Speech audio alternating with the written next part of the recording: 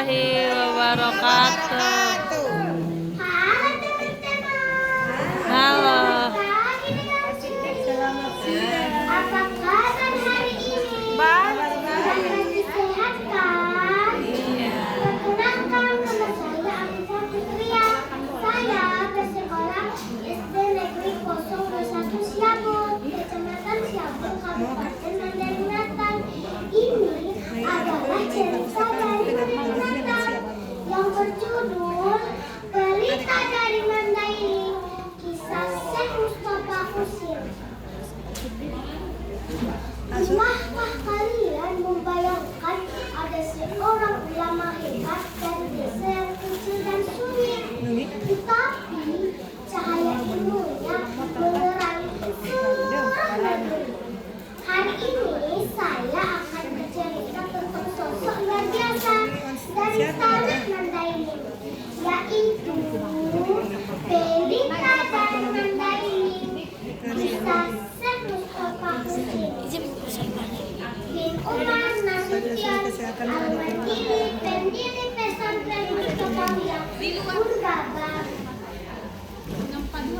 Dulu sekitar awal tahun 1900-an, di sebuah desa di Mandailing yang asri dan sejuk, hiduplah seorang anak bernama Mustafa Husin. Dia anak yang cerdas, rajin, dan memiliki rasa ingin tahu yang sangat besar. Uma, kenapa lagi tidur? Kenapa ayo terkokok pagi-pagi? Dan Uma, bolehkah aku belajar di luar negeri?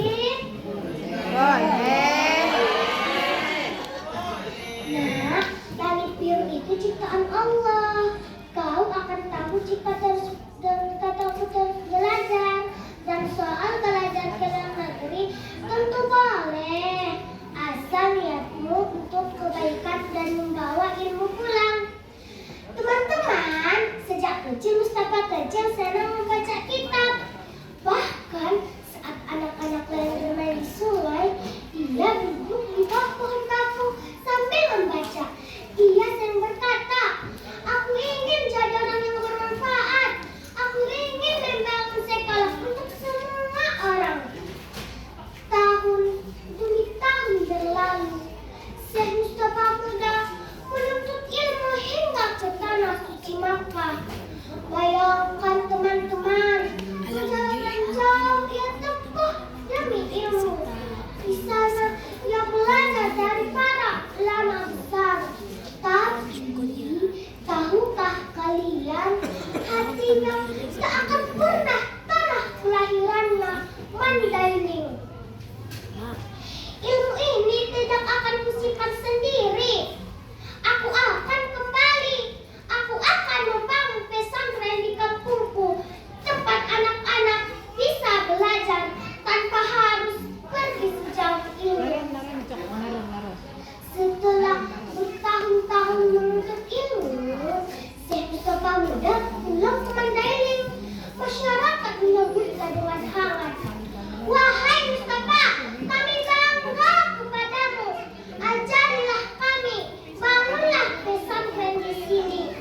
Maka berdirilah pesantren Mustafawiyah di Purbabaru tahun 1912. Saat itu hanya bangunan sederhana dari kayu dan bambu, tetapi semangatnya seperti gunung yang tak tergoyahkan. "Wahai anak-anak, jangan takut belajar. Ilmu itu pelita. Kalau kau ingin hidup terang, jangan takut belajar.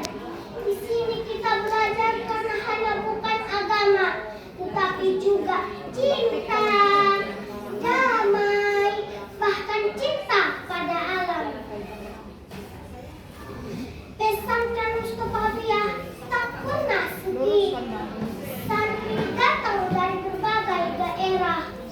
Uniknya Syekh Mustafa tidak hanya mengajarkan ilmu kitab, tetapi juga mengajarkan akhlak, kebersihan,